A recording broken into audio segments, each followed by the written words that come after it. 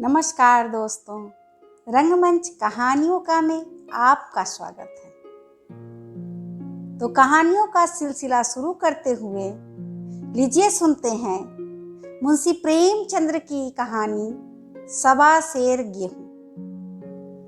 सवा सेर गेहूं। किसी गांव में शंकर नाम का एक कुर्मी किसान रहता था। सीधा साधा गरीब आदमी था। अपने काम से काम, न किसी के लेने में न किसी के देने में। छक्का पंजा न जानता था। छल प्रपंच की उसे छूत भी न लगी थी। ठगे जाने की चिंता न थी। ठग विद्या न जानता था। भोजन मिला खा लिया, न मिला चबेने पर काट दी। चबैना भी न मिला तो पानी पी लिया और राम का नाम लेकर सो रहा। किंतु जब कोई अतिथि द्वार पर आ जाता था तो उसे इस निवृत्ति मार्ग का त्याग करना पड़ता था। विशेषकर जब साधु महात्मा पदार्पण करते थे तो उसे अनिवार्यतः संसारिकता की शरण लेनी पड़ती थी। खुद भूखा सो सकता था पर साधु को कैसे भूखा सुलाता, भगवान के भक्त जो ठहरे। एक दिन संध्या समय एक महात्मा ने आकर उसके द्वार पर डेरा जमाया। तेजस्वी मूर्ति थी, पीतांबर गले में, जटा सिर पर, पीतल का कमंडल हाथ में, खराऊं पैर में, ऐनक आंखों पर। संपूर्ण वेश उन महात्माओं का सा था जो रईसों के प्रसादों में तपस्या, हवा गाड़ियों पर देव स्थानों की परिक्रमा और जोग सिद्धि प्राप्त करने के लिए रुचिकर भोजन करते हैं। घर में जौ का आटा था, वह उन्हें कैसे खिलाता। प्राचीन काल में जौ का चाहे जो कुछ महत्व रहा हो, पर वर्तमान युग में जौ का भोजन सिद्ध पुरुषों के लिए दुष्पाच्य होता है। बड़ी चिंता हुई, महात्मा जी को क्या खिलाऊं। आखिर निश्चय किया कि कहीं से गेहूं का आटा उधार लाऊं, पर गांव भर में गेहूं का आटा न मिला। गांव में सब मनुष्य ही मनुष्य थे, देवता एक भी न था। सौभाग्य से गांव के विप्र महाराज के यहाँ से थोड़ा सा मिल गए। उनके सवा सेर गेहूं उधार लिया और स्त्री से कहा कि पीस दे।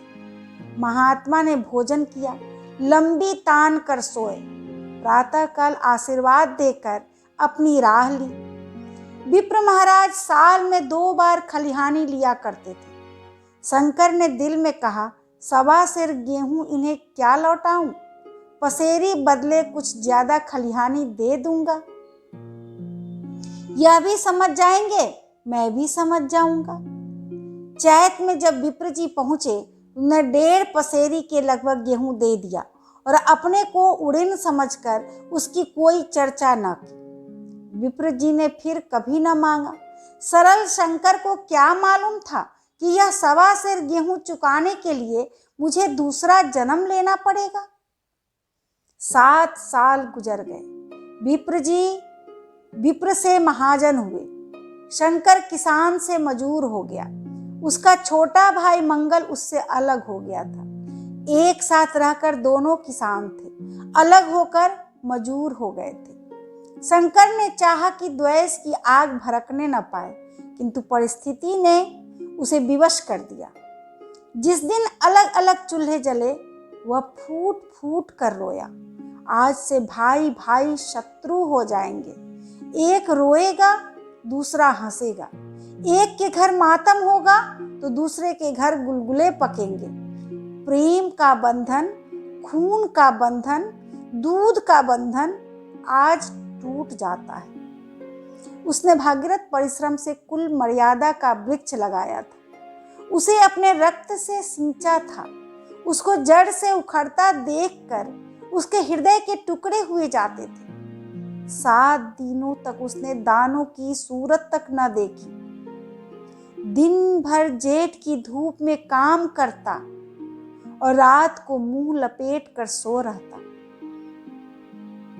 इस भीषण वेदना और दुस्सह कष्ट ने रक्त को जला दिया, मांस और मज्जा को घुला दिया।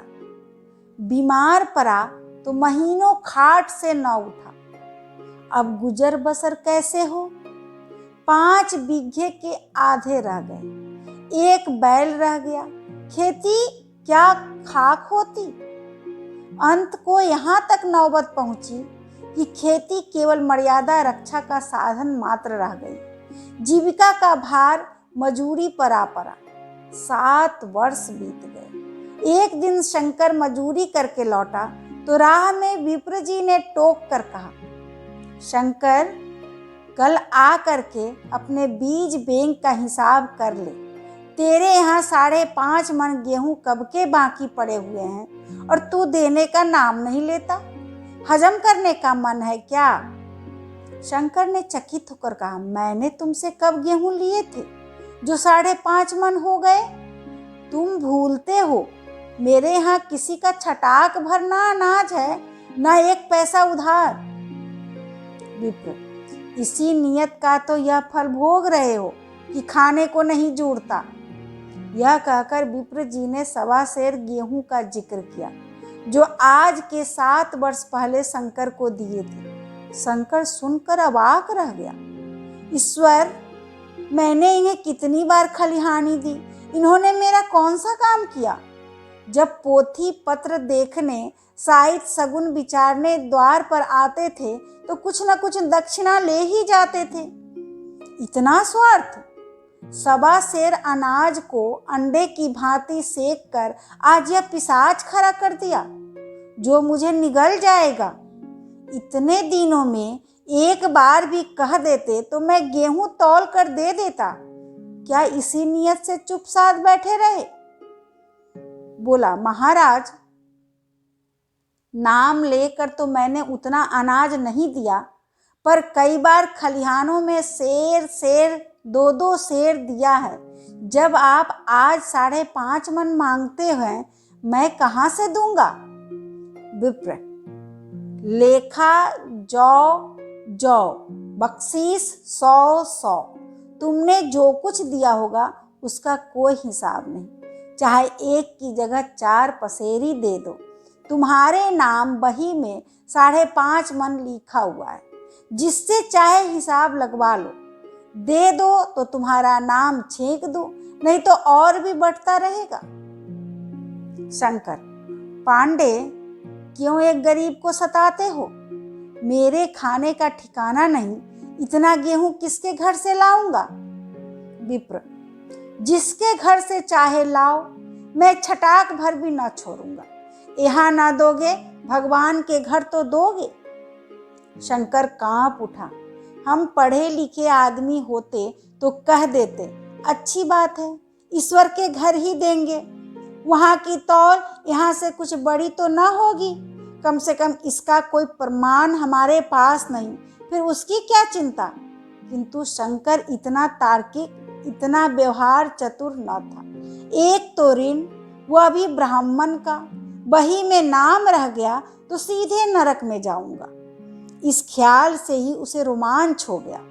बोला, महाराज, तुम्हारा जितना होगा वही दूंगा। ईश्वर के यहाँ क्यों दूं। इस जन्म में तो ठोकर खा ही रहा हूँ, उस जन्म के लिए क्यों कांटे बोऊं। मगर यह कोई नियाब नहीं, तुमने राई का पर्वत बना दिया। ब्राह्मण होके तुम्हें ऐसा नहीं करना चाहिए था। उसी घड़ी तगादा करके ले लिया होता तो आज मेरे सिर पर इतना बड़ा बोझ क्यों पड़ता। मैं तो दे दूंगा, लेकिन तुम्हें भगवान के यहाँ जवाब देना पड़ेगा। विप्र, वहाँ का डर तुम्हें होगा, मुझे क्यों होने लगा। वहाँ तो सब अपने ही भाई बंधु हैं। ऋषि मुनि सब तो ब्राह्मण ही है, देवता ब्राह्मण है। जो कुछ बने बिगड़ेगी संभाल लेंगे। तो कब देते हो। शंकर, मेरे पास रखा तो है नहीं, किसी से जांच मांग कर लाऊंगा तभी न दूंगा। विप्र, मैं यह ना मानूंगा। 7 साल हो गए, अब एक दिन का भी मुलाहिजा न करूंगा। गेहूं नहीं दे सकते तो दस्तावेज लिख दो। शंकर, मुझे तो देना है, चाहे गेहूं लो चाहे दस्तावेज लिखाओ। किस हिसाब से दाम रखोगे। विप्र, बाजार भाव 5 सेर का है, तुम्हें 5.25 सेर का काट दूंगा। शंकर, जब दे ही रहा हूं तो बाजार भाव काटूंगा, पाव भर छुरा कर क्यों दोषी बनूं? हिसाब लगाया तो गेहूं के दाम 60 हुए। 60 का दस्तावेज लिखा गया। 3 रुपये सैकड़े सूद, साल भर में न देने पर सूद की दर 2.5 रुपये सैकड़े, 8 आने का स्टाम्प, 4 आने दस्तावेज की तहरीर शंकर को ऊपर से देनी पड़ी। गांव भर ने विप्र जी की निंदा की, लेकिन मुंह पर नहीं। महाजन से सभी का काम पड़ता है, उसके मुंह कौन आए? शंकर ने साल भर तक कठिन तपस्या की। मियाद के पहले रुपये अदा करने का उसने व्रत सा कर लिया। दोपहर को पहले भी चूल्हा न जलता था, चबैने पर बसर होती थी। अब वह भी बंद हुआ। केवल लड़के के लिए रात को रोटियां रख दी जाती। पैसे रोज का तंबाकू पी जाता था। यही एक व्यसन था जिसका कभी न त्याग कर सका था। अब वह व्यसन भी इस कठिन व्रत की भेंट हो गया। उसने चीलम पटक दी, हुक्का तोड़ दिया और तंबाकू की हांडी चूर चूर कर डाली। कपड़े पहले भी त्याग की चरम सीमा तक पहुंच चुके थे। अब वह प्रकृति की न्यूनतम रेखाओं से आबद्ध हो गए। शिशिर की अस्थि भेदक शीत को उसने आग ताप कर काट दिया। इस संकल्प का फल आशा से बढ़कर निकला। साल के अंत में उसके पास 60 रुपये जमा हो गए। उसने समझा, पंडित जी को इतने रुपए दे दूंगा और कहूंगा, महाराज बाकी रुपए भी जल्द ही आपके सामने हाजिर करूंगा। 15 रुपए की तो बात है, क्या पंडित जी इतना भी न मानेंगे? उसने रुपए लिए और ले जाकर पंडित जी के चरण कमलों पर अर्पण कर दिए। पंडित जी ने विस्मित होकर पूछा, किससे उधार लिए? क्या?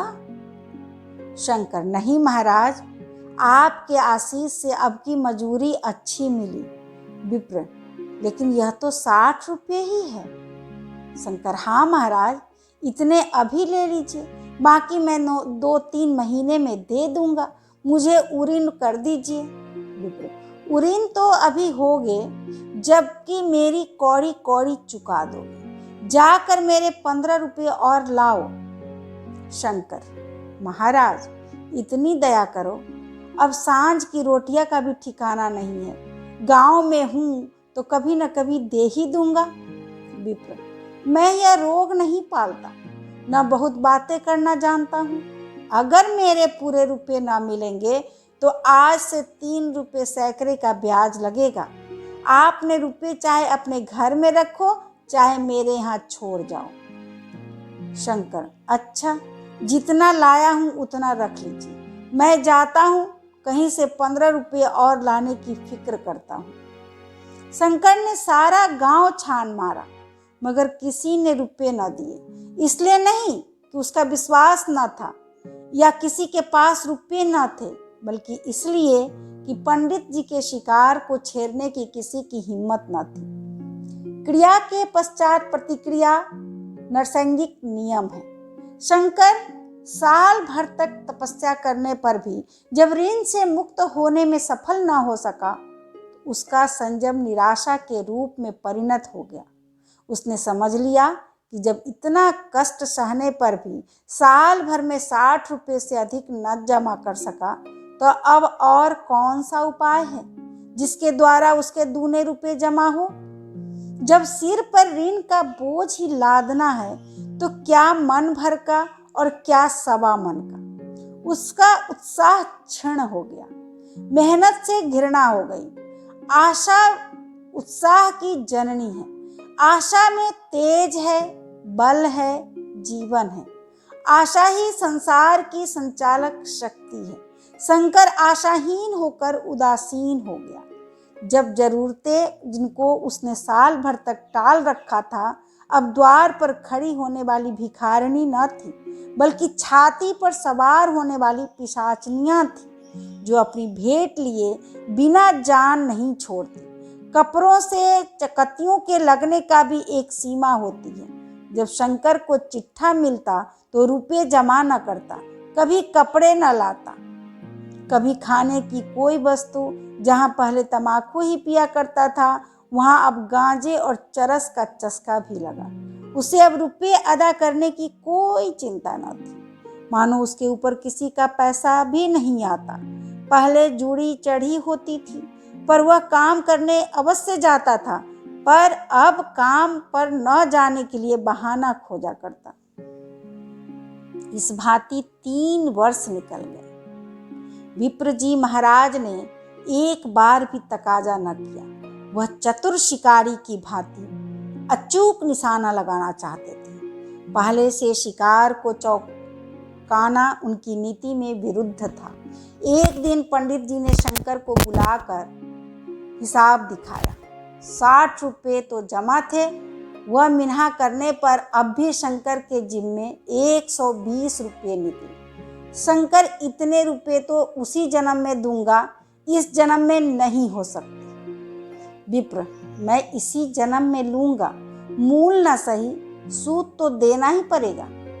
शंकर, एक बैल है, वह ले लीजिए, और मेरे पास रखा क्या है? विप्र, मुझे बैल बधिया लेकर क्या करना है? मुझे देने को तुम्हारे पास बहुत कुछ है। शंकर, और क्या है महाराज? विप्र, कुछ है, तुम तो हो, आखिर तुम भी कहीं मजूरी करने जाते ही हो। मुझे भी खेती के लिए मजूर रखना ही पड़ता है। सूद में तुम हमारे यहाँ काम किया करो, जब सुविधा हो मूल को दे देना। सच तो यूं ही कि अब तुम किसी दूसरी जगह काम करने नहीं जा सकते जब तक मेरे रुपये नहीं चुका दो। तुम्हारे पास कोई जायदाद नहीं है, इतनी बड़ी गठरी मैं किस एतबार पर छोड़ दूं? कौन इसका जिम्मा लेगा कि तुम मुझे महीने महीने सूद देते जाओगे? और कहीं कमा कर जब तुम मुझे सूद भी नहीं दे सकते तो मूल की कौन कहे? शंकर, महाराज, सूद में तो काम करूंगा और खाऊंगा क्या? विप्र, तुम्हारी घरवाली है, लड़के हैं, क्या वे हाथ पांव कटा के बैठेंगे? रहा मैं, तुम्हें आधा सेर जौ रोज कलेवा के लिए दे दिया करूंगा। ओढ़ने के साल में एक कंबल पा जाओगे, एक मिर्जई भी बनवा दिया करूंगा। और क्या चाहिए? यह सच है कि और लोग तुम्हें छाह आने देते हैं, लेकिन मुझे ऐसी गरज नहीं है। मैं तो तुम्हें रुपये भरने के लिए रखता हूँ। शंकर ने कुछ देर तक गहरी चिंता में पड़े रहने के बाद कहा, महाराज, यह तो जन्म भर की गुलामी हुई। विप्र, गुलामी समझो चाहे मजूरी समझो, मैं अपने रुपये भराए बिना तुमको कभी ना छोड़ूंगा। तुम भागोगे तो तुम्हारा लड़का भरेगा। हाँ, जब कोई न रहेगा तब की बात दूसरी है। इस निर्णय की कहीं अपील न थी। मजूर की जमानत कौन करता? कहीं शरण न थी, भाग कर कहाँ जाता? दूसरे दिन से उसने विप्र जी के यहाँ काम करना शुरू कर दिया। 1.25 सेर गेहूं की बदौलत उम्र भर के लिए गुलामी की बेड़ी पैरों में डालनी पड़ी। उस अभागे को अब अगर किसी विचार से संतोष होता था तो वह यह था कि वह मेरे पूर्व जन्म का संस्कार है। स्त्री को वे काम करने पड़ते थे जो उसने कभी न किए थे। बच्चे दानों को तरसते थे, लेकिन शंकर चुपचाप देखने के सिवा और कुछ न कर सकता था। वह गेहूं के दाने कितने किसी देवता के शाप की भांति या जीवन उसके सिर से न उतरे। शंकर ने विप्र जी के यहाँ 20 वर्ष तक गुलामी करने के बाद इस दुस्सार संसार से प्रस्थान किया। 120 अभी तक उसके सिर पर सवार थे। पंडित जी ने उस गरीब को ईश्वर के दरबार में कष्ट देना उचित न समझा। इतने अन्यायी, इतने निर्दयी न थे। उसके जवान बेटे की गर्दन पकड़ी। आज तक वह विप्र जी के यहाँ काम करता है। उसका उद्धार कब होगा भी या नहीं, ईश्वर ही जाने। पाठक, इस वृत्तांत को कपोल कल्पित न समझिए, यह सत्य घटना है। ऐसे शंकरों और ऐसे विप्रों से दुनिया खाली नहीं है। तो अभी आप सुन रहे थे मुंशी प्रेमचंद्र की कहानी सबा शेर गेहूं। कैसी लगी आपको कहानी?